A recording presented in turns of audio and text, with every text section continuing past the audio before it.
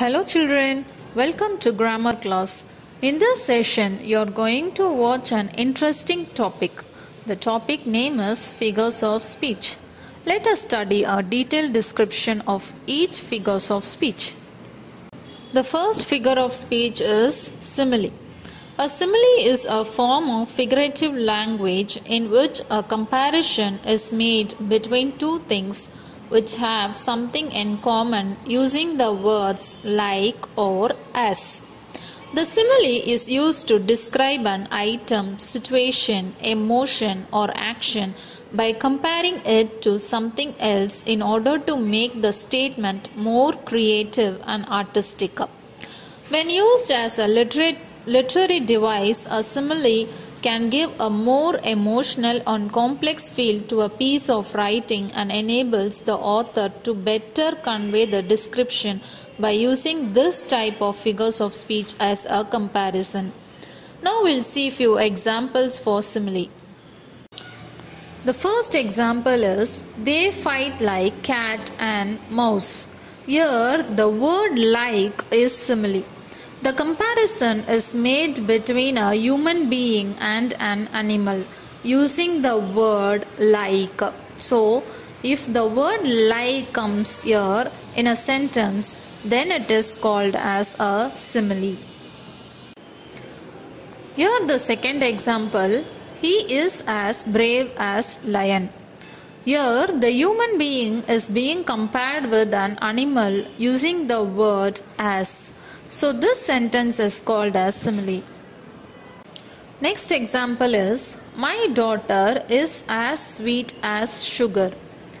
Here daughter is a human being and sugar is a non-living thing. So both are compared using the word as. So if like and as comes in a sentence, then it is called as simile. The last example for simile is, my life is like an open highway. Here the human being is comparing his life with an highway by using the word like. Children, remember a simile is a comparison between two things using like and as. Similes are often used in poems to emphasize a point. Children, the next figures of speech is metaphor. Metaphor compares two different things by speaking of one in terms of the other. Unlike a simile, metaphor asserts that one thing is another thing, not just that one is like another. If we write a comparison between two things and omit the word like, then we are using metaphor. Metaphors are illustrations that make a strong point by comparing two things. Metaphors make our writing more interesting by making us look at things from a different light. For example, my brother is a pain in the neck. The meaning of this sentence is, my brother gives me a lot of trouble. Now we'll see few examples for metaphor. The first example is, the curtain of night fell upon us. In this metaphor, the evening did not develop into a velvet of curtain. Rather, simple words are being used to paint a colorful picture. Now we know it is night time, but it's been written in a manner that alludes to how quickly night arrived with the kind of darkness that comes from closing a thick curtain. The next example is, he broke my heart. Your heart isn't literally broken, you're just feeling hurt and sad. Another example, you light up my life. Of course, no one can provide a physical light. This expression is simply saying that someone brings them joy. The last example for metaphor, she is going through a roller coaster of emotions. Our emotions can't take a ride on a roller coaster. This metaphor simply means the person going through a lot of different moods. Personification is a figure of speech in which an idea or thing is given human attributes and feelings or is spoken of as if it were human. Personification is a common form of metaphor in that human characteristics are attributed to non-human things. This allows writers to create life and motion within inanimate objects, animals, and even abstract ideas by assigning them recognizable human behaviors and emotion.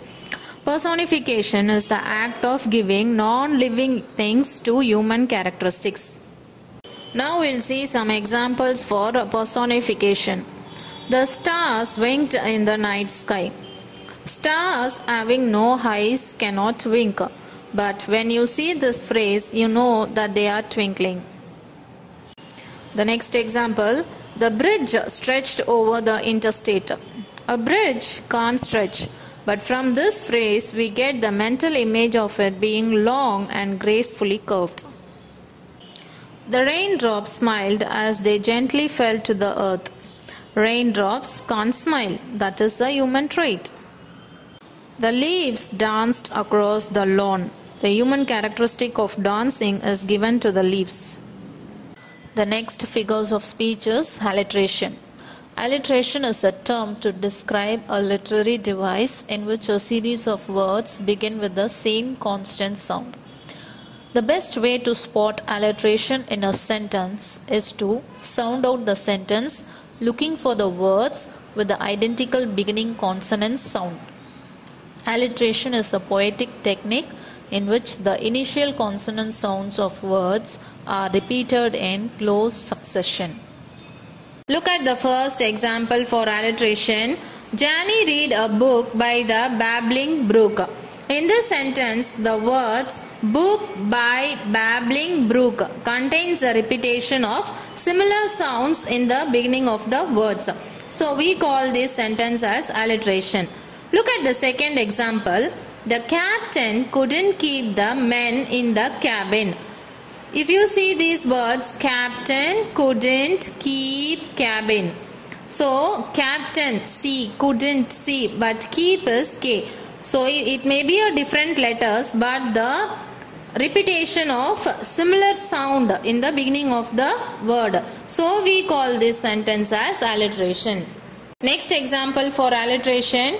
Come and clean your closet, Kevin. If you see these words, come, clean, closet, Kevin, these words contains the repetition of similar sounds in the beginning of the words. So we call this sentence as alliteration. Next example, Philip's feet. So both are different letters, but the sound, it contains the same constant sound. So we call this sentence as alliteration. Last example for alliteration. The fair breeze blew, the white foam flew, the furrow followed free. We were the first that ever burst into that silent sea. The F sound used in fair, foam, flew, furrow, followed, free, first.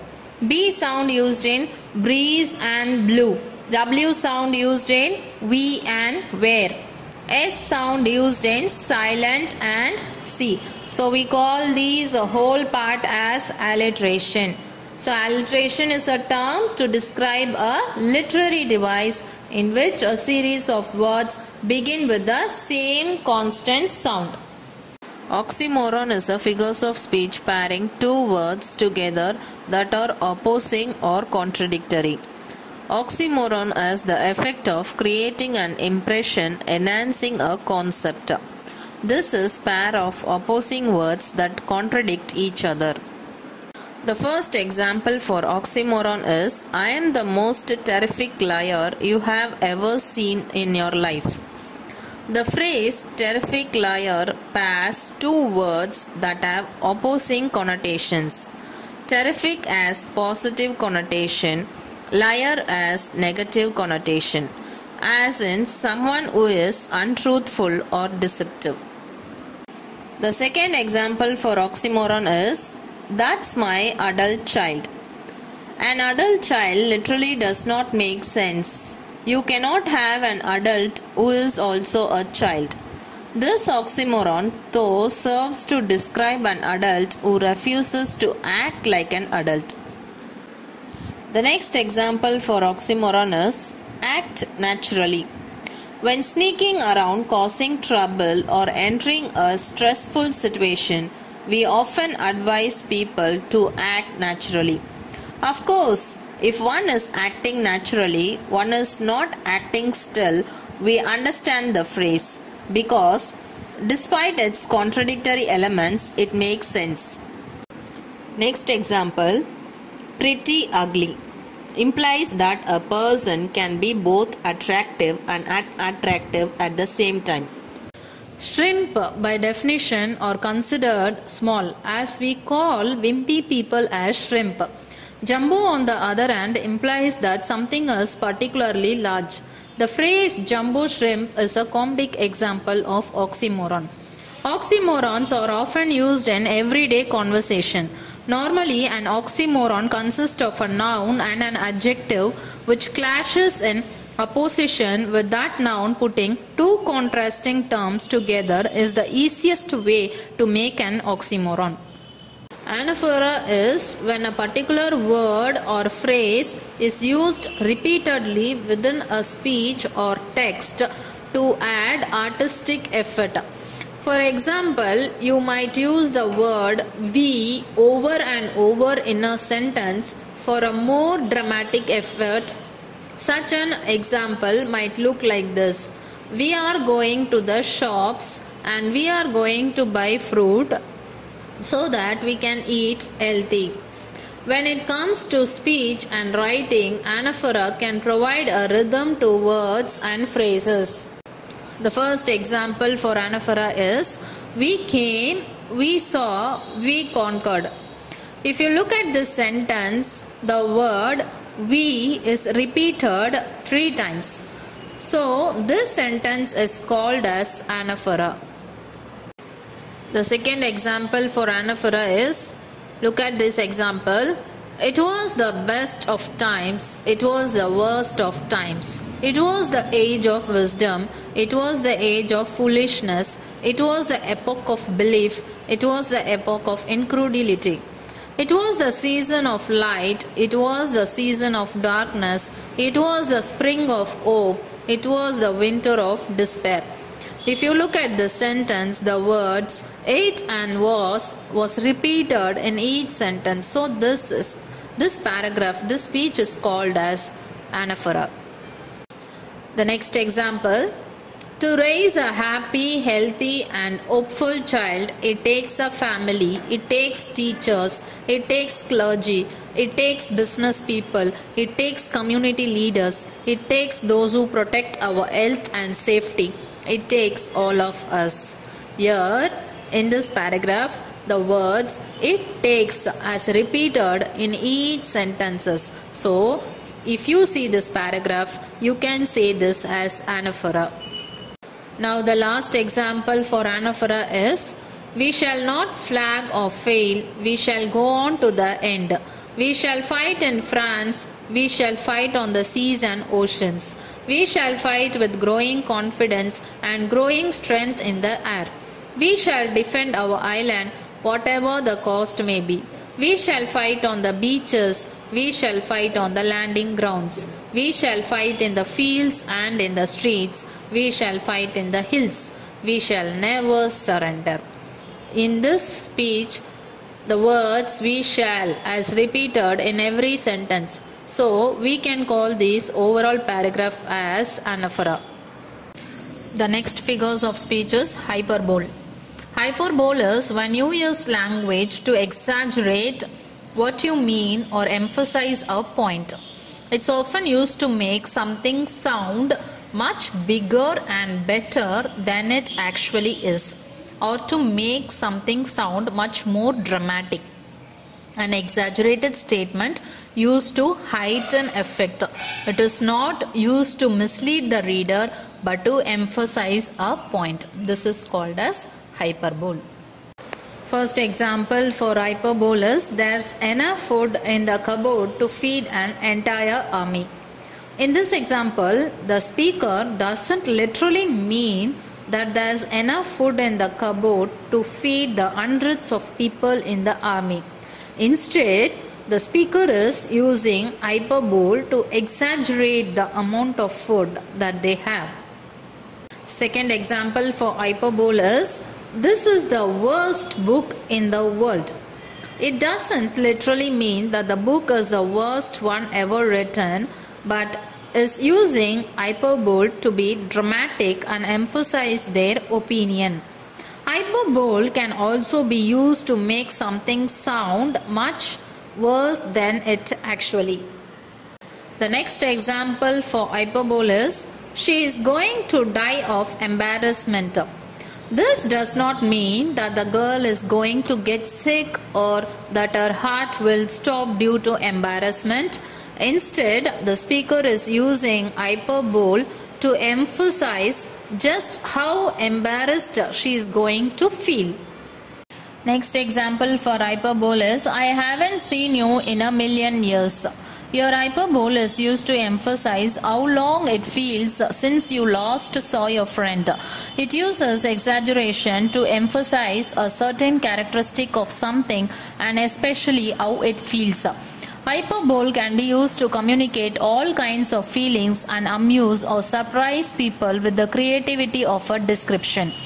Last example for hyperbole, she had a brain the size of planet. Here, hyperbole is also often used in creative writing just to make a description more amusing or creative. In this example, it is more interesting to say she had a brain the size of planet than she was really smart. It is always better to describe something in an original way, and hyperbole is a great opportunity to inject feeling and humor into a description. Next figures of speech is assonance. Assonance is the repetition of the same or similar vowel sounds within words, phrases, or sentences. Look at the first example of assonance. She seems to beam rays of sunshine with her eyes of green. Assonance occurs in the repeating vowel sounds of same, beam, and green. Second example for assonance. I wish there was a way to make a state similar feelings to those of my soul. Assonance occur in the vowel sounds of way, make, and state, as well as those and soul. The last example for assonance is, oh, how the evening light fades over the lake. Fade and lake share a vowel sound but not a consonant sound. So this line uses assonance rather than rhyme. The next figures of speech is imagery. Imagery is a literary device that uses figurative language to describe objects, actions, and ideas in a way that appeals to the physical senses and helps readers to picture the scene as if it were real. The term imagery can be a bit misleading. Though figurative language can be used to describe the visual appearance of something, imagery also refers to vivid descriptions of sounds, taste, physical sensations, and smells. Though imagery contains the word image, it does not only refer to descriptive language that appeals to the sense of sight. Imagery includes language that appeals to all of the human senses, including sight, hearing, taste, touch, and smell. Imagery in any sort of writing refers to descriptive language that engages the human senses. For instance, the following lines from Robert Frost's poem After Apple Picking contain imagery that engages the sense of touch, movement, and hearing. The first example for imagery, my little horse must think it queer to stop without a farmhouse near. Between the woods and frozen lake, the darkest evening of the year, he gives his harness bells a shake to ask if there is some mistake. The only other sounds the sweep of easy wind and downy flick. When most people think of Robert Frost's famous poem Stopping by Woods on a Snowy Evening, the final refrain comes to mind, and miles to go before I sleep. Yet the short poem contains many imagery examples that are simple yet set the scene well. The bright noise of the horses' harness bells and the nearly silent sound of wind and snowflake. While the reader knows that this is a dark night, the sense of sound makes the scene even more realistic. Now we'll see another example for imagery in literature. The woods are lovely, dark and deep, but I have promises to keep. Robert Frost uses visual imagery in these lines of his famous poem as the woods are lovely, dark and deep. Descriptive writing that appeals to the senses, sight, taste, touch, smell and hearing. When a writer uses imagery, the descriptive writing helps create a picture or image in your mind. Now we'll see another example for imagery using sounds. Silence was broken by the peal of piano keys as Shannon began practicing her concerto. Here, auditory imagery breaks silence with the beautiful sound of piano keys. Now we'll see the example for imagery using visuals.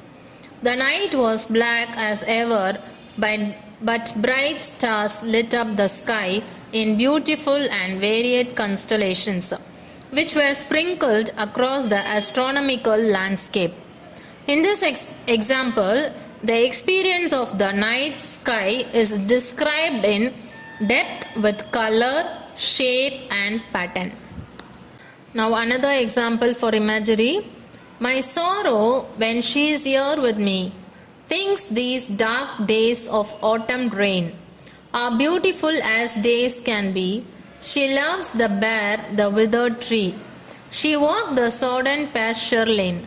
This poem by Robert Frost is yet another good example of imagery.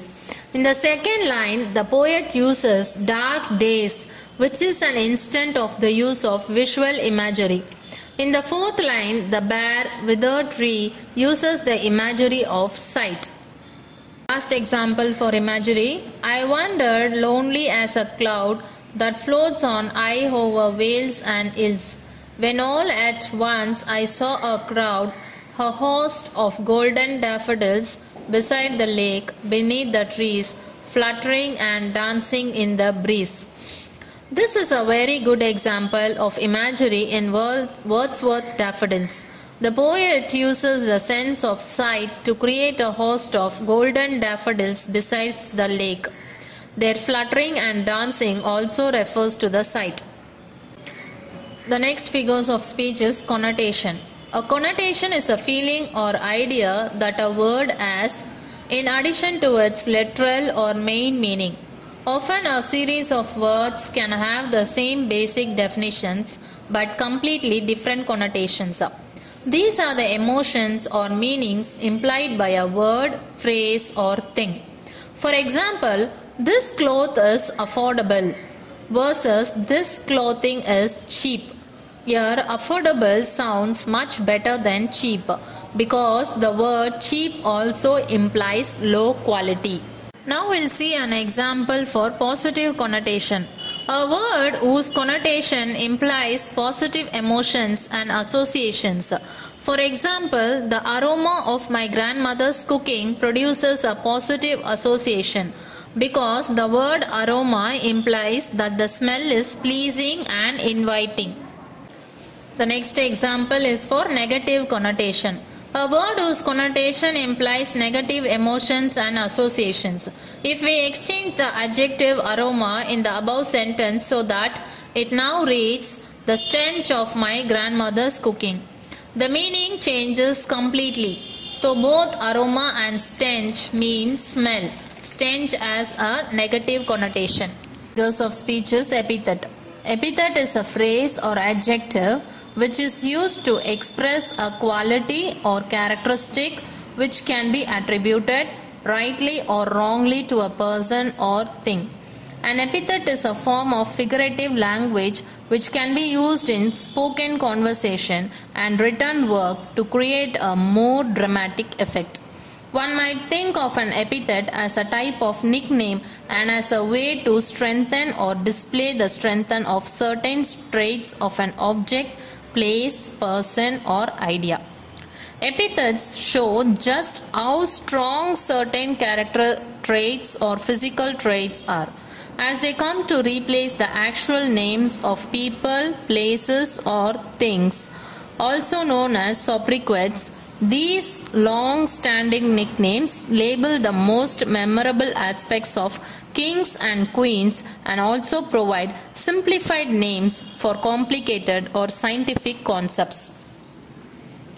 First example for epithet is man's best friend. This phrase is immediately understood as meaning dog. Dogs have been such important and constant companions to human beings that they have earned the epithet man's best friend. Second example for epithet is Ivan the Terrible.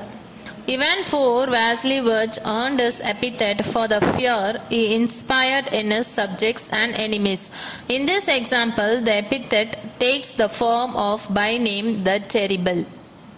Third example for epithet is the earth is crying sweet and scattering bright the air, heading, dizzying, closing round with soft and drunken laughter. Here, the description of the air and earth is enhanced by the usage of epithets. Crying, sweet, scattering, bright, and soft and drunken laughter. These epithets help in developing imagery in the minds of readers. Few more examples for epithet. Abraham Lincoln was used to call by its nickname the Great Emancipator. Billy Joel, the Piano Man. Richard, the Lion Heart. Catherine, the Great. Shakespeare also made use of epithets in his plays. Epithet is the literary term for the application of a word or phrase to someone that describes that person's attributes or qualities. Often this word or phrase used to describe the person becomes synonymous with the person and can be used as part of a name or in place of a name. Next figures of speech is repetition. Repetition of words within a sentence or piece of writing, not necessarily linked to sounds. It has nothing to do with sounds but is all to do with words. A noun, a part of speech, and a way of using words to express mood and important ideas, which is why you will often find it in poetry. The first example for repetition is I have known rivers. I have known rivers ancient as the world and older than the flow of human blood in human veins. My soul has grown deep like the rivers. The effect of repetition in this poem is to make the poem sound as though it's coming from a storyteller. Second example for repetition. Nori was a Catholic because her mother was a Catholic. And Nori's mother was a Catholic because her father was a Catholic. And her father was a Catholic because his mother was a Catholic or had been. 6 repetitions in this sentence. Catholic is repeated 6 times. And by the end, it's actually funny. That's really important about repetition. It's essential for humor. So many jokes rely upon repeating the same word in different ways. In fact, in the stand-up comedy world, there is a term for it, a callback. It's when you reference a joke that you made earlier in a new context, and through that repetition, it's funny in a whole new way. But what makes this sentence great is the ending. Those last 3 words which break the tense of the previous 6 verbs was, etc. And then had been. The father was a Catholic simply because his mother was formerly a Catholic.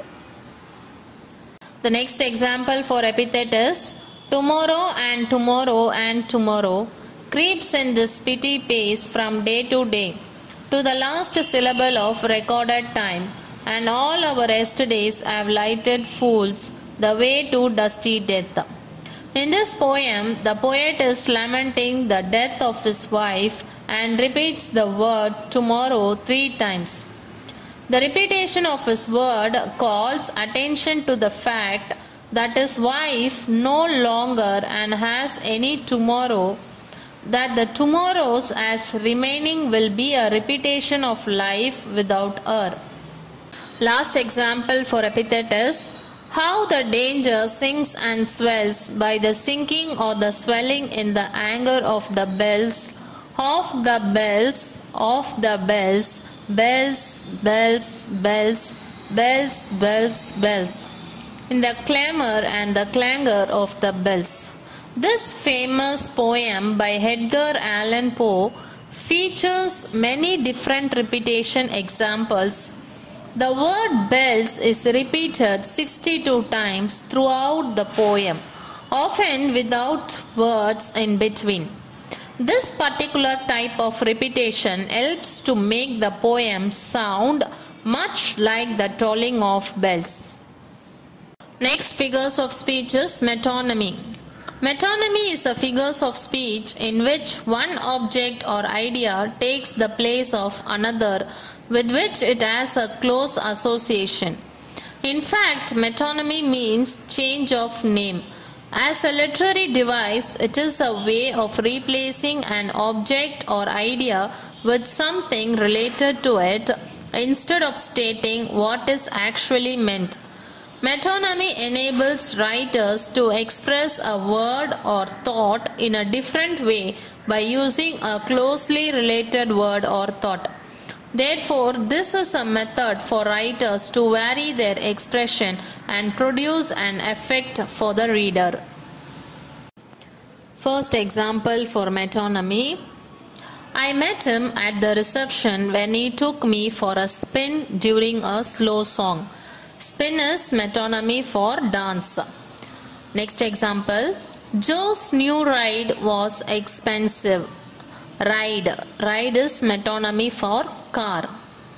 Today at lunch I sat with the jocks. Jocks is metonymy for athletes. Few more examples for metonymy. I wish he could keep his nose out of the plants. Nose is metonymy for interest or attention. This class is more intelligent and engaged than the last one.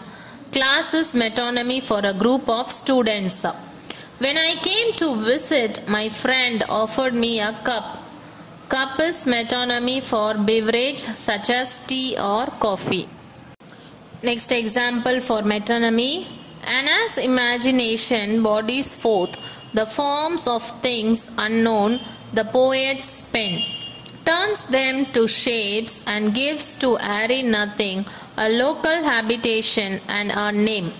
In this example, the poet Shakespeare uses metonymy with the phrase poet's pen. The poet, of course, is actually producing the imaginative creation. The poet forms things unknown into words with a name. However, metonymy in this passage creates an image for the reader that the source of poetry is the pen rather than the poet. Therefore, the literary device gives the impression that the tool has mastery of the artist rather than the artist mastering the tool. Next example for metonymy is the pen is mightier than the sword. Although literally a pen has no power over a sword, we understand this phrase means that the written word and the sharing of ideas are more powerful than fighting or physical force. This phrase uses metonymy, which is a figure of speech that replaces words with related or associated words. Next figures of speech is euphemism. Euphemism is a figure of speech commonly used to replace a word or phrase that is related to a concept which might make others uncomfortable. Euphemism refers to a figurative language designed to replace phrasing that would otherwise be considered harsh, impolite, or unpleasant. This literary device allowed for someone to say what they mean indirectly, without using literal language as a way of softening the impact of what is being said. The reason for this would be for the sake of politeness, discretion, and other means of mitigating communication. Euphemisms are used for certain abstractions such as death, aging, getting fired, bodily functions, and others. Euphemisms are polite, mild phrases which substitute unpleasant ways of saying something sad or uncomfortable. First example for euphemism is, "We have to let you go, Tyler." To let someone go is to fire someone. This is a euphemism that sounds much nicer than the harsh truth of the situation. Second example for euphemism is, "She's a curvy woman." Curvy is often used as a euphemism for overweight. Next example for euphemism, "Jimmy was sent to a correctional facility." A correctional facility is a more professional and nicer sounding phrase than jail or prison. A euphemism is a more polite or gentle way to say something. For example, "He passed away." Pass away is a euphemism for die. "I am between jobs." Between jobs is a euphemism for unemployed. Mary is a senior citizen. Senior citizen is a euphemism for old person. Last example for euphemism, "If I pass during some nocturnal blackness, mouthy and warm, when the hedgehog travels furtively over the lawn, one may say he strove that such innocent creatures should come to no harm.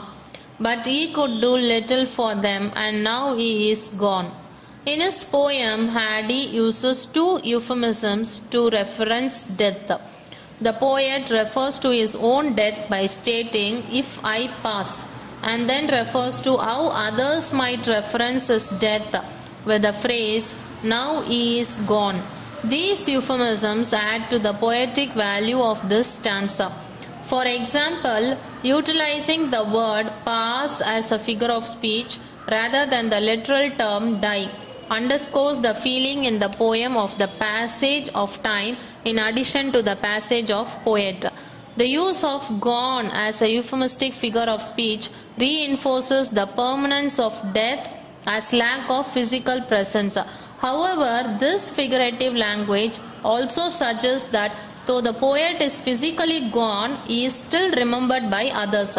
As a result, the poet lives on in the memory of others in the poem and is immortalized by the poem itself. Next figures of speech is onomatopoeia. When the name of an action imitates the sound it makes, it's known as an onomatopoeia.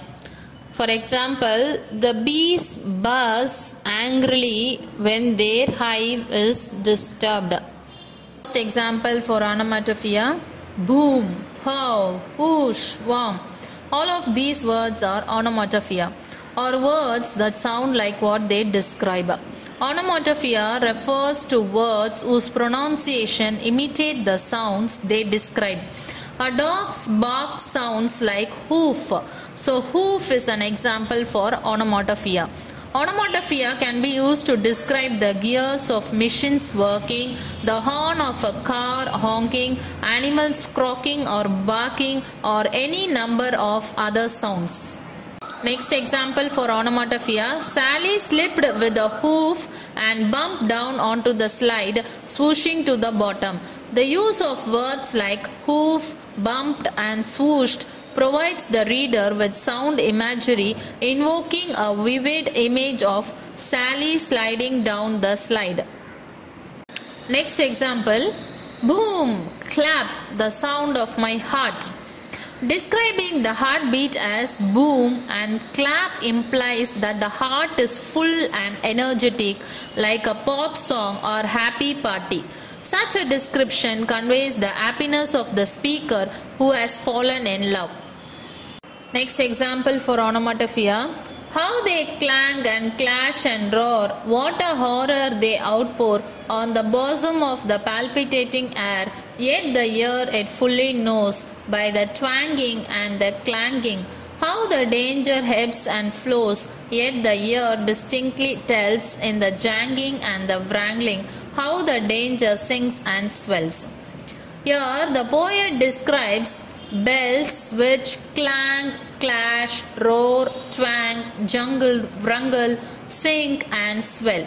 Such strong descriptions of their ringing serve to evoke feelings of horror, danger and anger in this dramatic passage. We'll see the meaning for rhyming words. A rhyme is a repetition of similar sounds in the final stressed syllables and any following syllables of two or more words. In other words, rhyming words are two or more words that don't start with the same sound but they end with the same sound. Some examples of rhyming words are cat, fat, bad, ad, had, sad, etc. Poems and songs often use rhyming to create a rhythm or a repeated pattern of sound, and sometimes poems will also tell a story. By learning these words, students will increase their sentence building and creative writing skills. Now we'll see the meaning of rhyme scheme.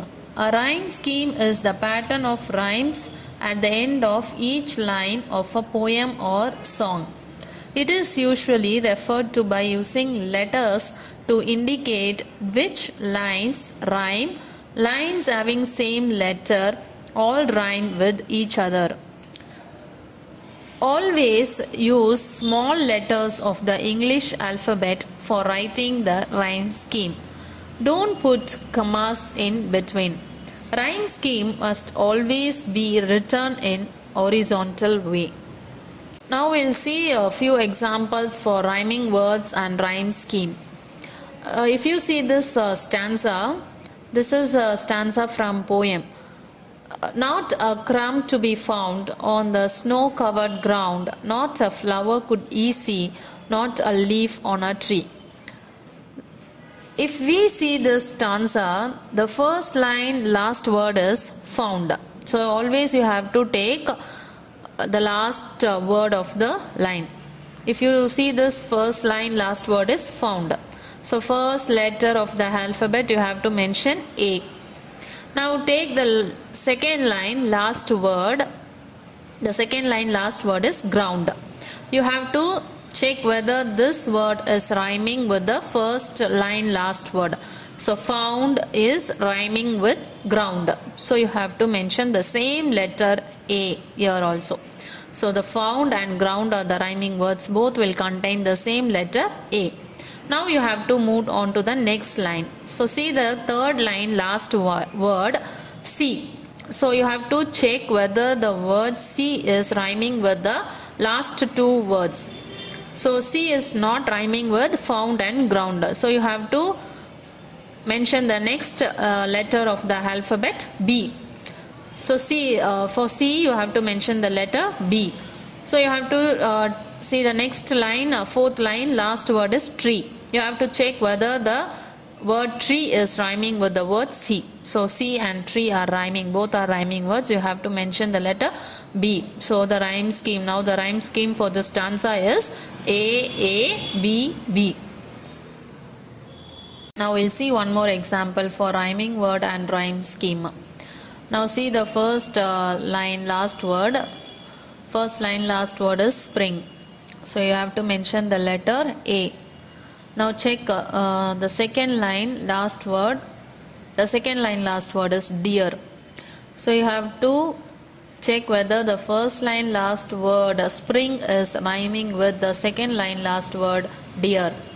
So it is not rhyming with the first line, last word. So deer is a different word, so you have to mention the letter B. Now you check the third line last word near. So near is rhyming with the second line last word, so you have to mention the letter B. The last line last word is fear. So you check whether the word fear is rhyming with the word dear and near. Yes, it is rhyming with these two words, so you have to mention the same letter B. Now the rhyme scheme for this stanza is A, B, B, B. Children, now we'll see the last example for rhyming word and rhyme scheme. If you see the first line last word, the word is innate, and you have to check whether the second line last word is rhyming with the first line last word. So the second line last word is strength. Strength is not rhyming with the word innate. So first you have to mention for the first line last word A. Second line last word is not rhyming with the first line last word, so you have to mention the letter B.